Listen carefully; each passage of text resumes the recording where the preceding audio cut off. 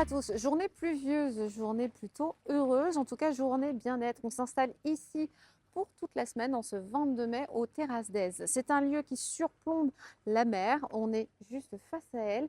Le lieu épouse complètement le territoire de façon naturelle. On dirait un énorme bateau qui se fond dans le paysage. On va être accueilli par Federica qui va nous faire visiter entre autres le spa. Vous allez comprendre que c'est un de mes coups de cœur et à mon avis ce sera le vôtre aussi. Et puis évidemment on parlera spectacle. Je vous propose qu'on aille voir ça tout de suite. Morgane, comment vas-tu? Eh bien écoute, moi ça va très bien. Merci de nous accueillir ici aux Terrasses d'Aise. Au plaisir. Alors, Toujours un plaisir. mais j'ai envie de te dire que le problème chez toi, c'est qu'on n'a pas envie de repartir. Donc personnellement, je t'annonce que je reste là jusqu'au théâtral. Au plaisir du passage ici en séjour de 2-3 mois, il n'y a pas de Il y souci. a la partie hôtellerie, donc qui Oui. concerne peut-être un petit peu moins les locaux de l'étape qui nous regardent, quoique on peut avoir envie aussi de se faire un petit week-end à deux. Oui, aussi. On a la partie brunch, on a la partie restauration, on a aussi la partie spa, j'ai envie Oui. de dire aussi et surtout, parce qu'elle est assez magnifique. Oui. Est-ce que le spa, en tout cas pour moi, est un élément essentiel du lieu? Est-ce que c'est comme ça aussi que tu le vois et tu le ressens? Exactement. Quand nous avons fait la rénovation de tout l'hôtel, justement, l'espace, il a été créé comme le cœur et moteur de l'hôtellerie à côté des chambres. 87 chambres sur une ouverture annuelle, parce que nous sommes ouverts à l'année. Donc l'espace est vraiment le cœur central. On a pas mal de locaux qui viennent justement à passer des week-ends pour pouvoir profiter évidemment des chambres. On a des packages créés pour ça, une nuit, 2 nuits, etc. Avec la chambre, l'hébergement, petit déjeuner, les dîners du soir et évidemment l'accès au spa illimité. Nous avons un spa de 500 mètres carrés avec des installations comme tu as pu visiter. On a reproduit l'ancien parcours des thermes romains de l'époque. On n'a rien inventé, on a juste suivi ce qu'ils faisaient les Romains depuis plus de 2000 ans. Donc c'est vraiment un départ avec des cabines de la moins chaude à la plus chaude pour n'avoir aucun stress à niveau physiologique car on monte doucement en température. On part d'une cabine à 40 degrés jusqu'à arriver en cabine à 80 degrés. Ensuite, la piscine et toute la partie relaxation, car nous sommes vraiment un spa centré bien-être. Bien-être profond. On n'est pas un spa esthétique. On est vraiment un spa qui veut se dédier au bien-être profond des personnes. En parlant de lâcher prise, parce que par exemple, il y a aussi des gens qui n'aiment pas nécessairement être touchés. On a d'autres solutions. Je pense par exemple à la cabine de flottaison, Oui. où là, pour l'avoir testé une fois, on se détend totalement. Pour pallier à ça, nous avons intégré des nouvelles machines.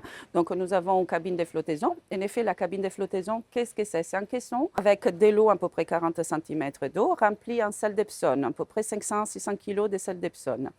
Chauffé à 35 degrés, le sel d'Epsom n'est rien d'autre que du sulfate de magnésium. Donc, une fois immergé dans la cabine et privé d'essence parce que la lumière et la musique qu'il y a les premières 5 minutes, ils vont s'éteindre.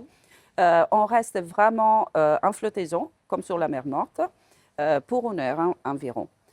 Ça permet au corps de lâcher prise. En effet, on devient son propre esprit. Il y a aussi un appareil de massage Oui. avec des hydrogés. C'est ça, des buses, exactement. Donc, ça s'appelle un aquatizer. Nous l'avons importé du Japon. C'est une machine, en effet, qui masse complètement les corps. Bien sûr, évidemment, qui est sur la face postérieure.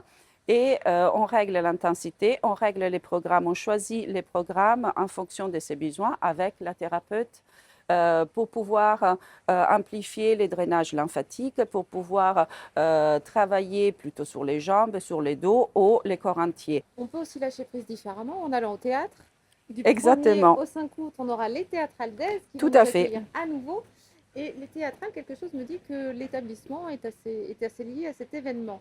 Nous Pour sommes quelle liés. raison Alors. avoir eu envie, parce que l'établissement, surtout en plein été, est relativement plein Oui. généralement, Oui. donc on n'a pas besoin de ce coup de com' en plus. C'est vraiment une volonté de soutenir le festival et l'équipe municipale. Pourquoi un hôtel décide de soutenir les théâtres? Je pense, et c'est ce que je réponds le plus souvent, que de quelque sorte, d'une façon ou d'une autre, nous faisons le même métier. Et le but commun, c'est le même. Donner un petit moment éphémère de bonheur et faire oublier l'extérieur, que ce soit au théâtre, que ce soit à l'hôtel. et vraiment donner. Et je suis passionnée aussi des théâtres, donc voilà, tout simplement, c'est quelque chose que j'apprécie beaucoup. Donc on peut venir toute l'année, évidemment, ici même aux Terrasses d'Aise, et puis un petit peu plus encore, du 1er au 5 août, pour les théâtrales. Mais sinon, Au on peut plaisir. venir tout le temps. Puis surtout, on peut, comme nous, rester tout le temps, parce que moi, j'ai élu domicile ici. Federica, je te la prends. J'ai une chambre à l'année maintenant. C'est vrai, il y a ton nom sur la porte. Exactement. Merci beaucoup. Au plaisir, merci Morgane. Merci. L'interview de la semaine, c'est Patrick Fiori et Jean Menconi. On est allé les rencontrer au stade Vélodrome de Marseille. Alors bien sûr, pas pour du foot ce coup-ci, mais pour un concert pharaonique qui va se jouer le 23 mai prochain au même endroit. Le concert, c'est Corsu Mezzu Mezzu.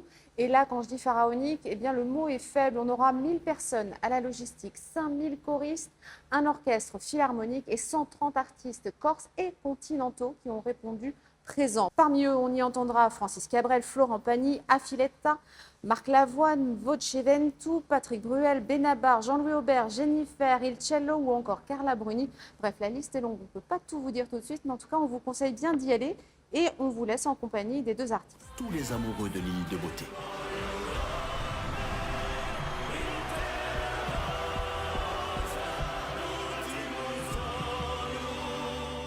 Il y aura dans ce stade Vélodrome le Corsu Mezzu Mezzu 1, le 2 et le 3, les 3 albums réunis. C'est impensable quand on se dit que c'est pas possible. Et pourtant ça l'est parce que tout le monde a envie de le faire et pas besoin. Le vrai effectif c'est 130 artistes, avec un orchestre philharmonique aussi, avec une place de village reconstituée dans le Vélodrome. Bref, ça fait beaucoup de belles surprises, beaucoup de belles choses. Mais je pense que la Corse a cette importance capitale. Je crois qu'elle va avoir la dimension qu'elle mérite, en tout cas au niveau culturel. Et je crois que les chansons méritent vraiment d'être chantées dans cet endroit aussi symbolique et aussi magnifique. Ces chansons qui ont bercé toute notre enfance vont être chantées par des artistes qui viennent des 4 coins de France et même d'ailleurs, parce qu'il y a des surprises, mais je ne peux pas tout vous dire. Le concert du 23 mai, ce sera un événement historique, vous verrez. Ça rentrera dans l'histoire. Ça fait peur quand ils me disent ça. Ça rentrera dans l'histoire. Ça fait non, mais peur. c'est vrai. Ça rentre dans super. l'histoire parce que c'est énorme, c'est énorme. On poursuit avec du théâtre. Alors bien sûr, le temps ne s'y prête pas, mais nous sommes bien en Provence. Et en Provence, qu'est-ce qu'on fait? On cuisine. C'est pour ça que là, on s'est installé devant le potager de l'hôtel Les Terrasses d'Aise. Donc évidemment, vous avez des fèves, vous avez des œillets, vous avez des capucines, vous avez du thym, vous avez de la menthe, etc. etc. Le mieux pour tout goûter, c'est de venir manger au restaurant. Et alors, le lien avec le théâtre, c'est Marius de Pagnol. On le retrouve au Théâtre des Muses à Monaco du 28 au 31 mai. C'est un classique. Parmi les classiques, évidemment, Marius est tiraillé entre la loyauté qu'il doit à son père César et son amour pour Fanny, vendeuse de coquillages, et son profond désir d'arpenter les mers et de parcourir le monde. C'est une adaptation du désormais célèbre Jean-Philippe Daguerre, dont on va retrouver une pièce ici même à Aise, au Théâtral, cet été, au mois d'août, avec du charbon dans les veines. Et après, il y aura un grand dîner chez Basso. Après, quand tu seras seul avec lui, mais je verrai bien. Il faudra que tu te laisses embrasser.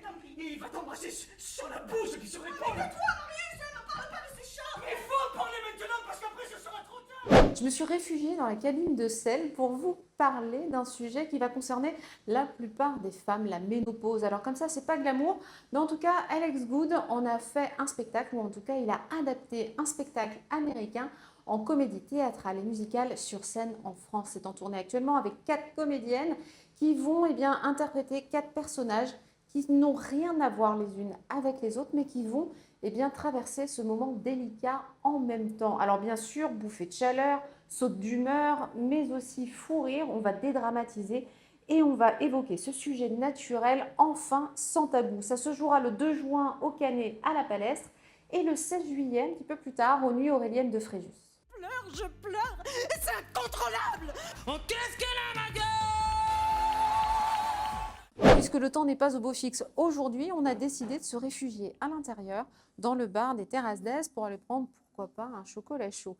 Au programme maintenant, de la musique avec Lucas Sesta, qui revient en tournée en trio. C'est un jeune pianiste allemand qui a littéralement cartonné sur les réseaux sociaux et qui depuis vit un conte de fées, puisque ça lui a donné l'occasion de partir en tournée. Cette fois-ci, il sera à Valbonne, au Pré des Arts, le 30 mai prochain. Vous allez pouvoir découvrir sa musique généreuse qui mêle plusieurs genres, dont le classique, le jazz, bien sûr, et le blues.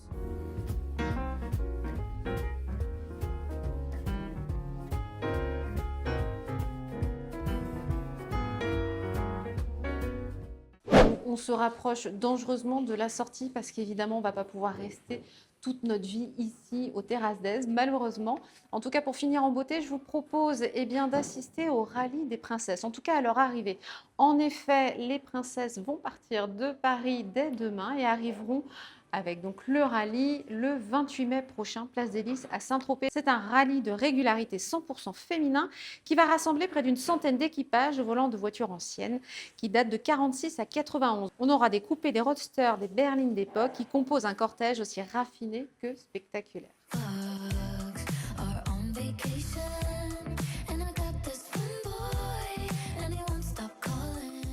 Alors maintenant, on retrouve Céline Zambon sous un soleil presque radieux à Aise, parce que parfois, à Aise, il ne fait pas beau. Bon, c'est très rare, hein. Ça arrive, hein, il faut bien qu'il y ait de l'eau pour la végétation. Pour cette belle végétation.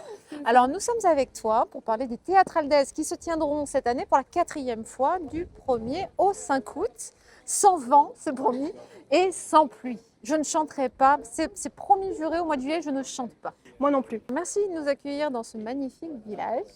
Et surtout, est-ce que tu peux nous parler du choix de la commune pour le soutien de ce festival et la création de ce festival? Pourquoi c'était aussi important? Parce qu'on soutient le spectacle vivant et que c'est très symbolique. On a envie de montrer des professionnels du théâtre à un public familial, à l'Oppidum, de grande qualité, donc des gens qui, c'est leur métier, ils en vivent. Et on a envie de les soutenir très très fort en ces périodes tout le temps difficiles pour la création, pour les artistes. Je pense que c'est compliqué pour tout le monde, mais pour eux, c'est encore pire. Et nous, on est très fiers de mettre en valeur ce festival, de l'augmenter en puissance, on va dire, si on peut dire ça, chaque année. Et puis de permettre à des artistes de très grande qualité de venir jouer sur notre scène à ciel ouvert, sous les étoiles. Un festival créé avec David Brécourt, comédien, directeur artistique. Pourquoi ce choix déjà du théâtre? Parce que l'art vivant, c'est très complexe, c'est très complet. On aurait pu avoir des concerts ou des spectacles. Pourquoi le théâtre? Est-ce que la ville d'Aise a quelque chose, un lien particulier avec cet art? Alors on a un lien très fort avec notre mère, hein, dont la maman était professeure de théâtre au cours Florent. Donc du coup, forcément, on a un premier fan de théâtre. Moi-même, je suis passionnée par le théâtre. Et c'est vraiment on dirait des magiciens en fait. Quand on regarde un spectacle fait par des professionnels ou des amateurs, peu importe, mais là en l'occurrence c'est des professionnels. On vibre en fait, on a des messages, on peut faire passer beaucoup de choses et c'est très important que l'humanité s'adresse à l'humanité à travers cet art-là. La volonté aussi de David, mais aussi de la mairie, c'est de proposer un théâtre éclectique, des propositions très différentes les unes des autres, des sujets, des thématiques et des formes différentes. On a eu du seul en scène, on a des pièces à 2 personnages, des pièces à troupe, on a des pièces d'époque, des pièces contemporaines. Ça aussi, c'est une volonté de nous offrir tout un panorama théâtral. Complètement, parce qu'en fait, on a envie de voir beaucoup de choses différentes. On a envie que le premier soir, on se dise demain je reviens parce que c'est complètement différent et j'ai envie de le voir, ça va être exceptionnel. Je vais découvrir ça. C'est une aventure en fait, chaque soir dans des registres différents, avec des comédiens différents. Et c'est ça en fait, la force aussi du théâtre, c'est que c'est extrêmement varié. Ça peut toucher effectivement beaucoup de registres. Et voilà, on propose ça pour tout public. Voilà, que vous aimiez la comédie, le drame, ou là, on a Molière cette année qui s'invite sur notre scène. J'en suis très, très heureuse. Adjointe à la culture, ce n'est pas ton métier, c'est vraiment pour le coup une mission, un sacerdoce. Tu travailles à côté, comme beaucoup d'élus. C'était quoi le phénomène déclencheur pour avoir envie d'assumer ce rôle-là et de t'investir là-dedans? C'est surtout la passion pour mon village, hein, parce que j'ai Aise au fond du cœur, au fond des tripes, dans le sang, dans tout ce que vous voulez, au fond de l'âme. Donc c'est vraiment pour mon village. Et puis la culture, parce que j'adore tout ce qui touche l'art. Voilà, moi je suis peintre, je peins, je m'exprime avec la peinture. Et j'ai besoin d'art en fait. Je trouve que l'art, ça rend les gens humains. Il faut qu'il y ait de l'art partout. Il faut qu'il y en ait plus. Il faut que ce soit accessible à tout le monde. Et il faut que les gens puissent en vivre aussi. Donc voilà, c'est notre challenge et on essaye de le réussir pas à pas, année après année. Merci Céline. Merci. Et rendez-vous au Théâtrales d'Aise du 1er au 5 août. Les places sont en vente et bien sur la billetterie des théâtralesdaise.com.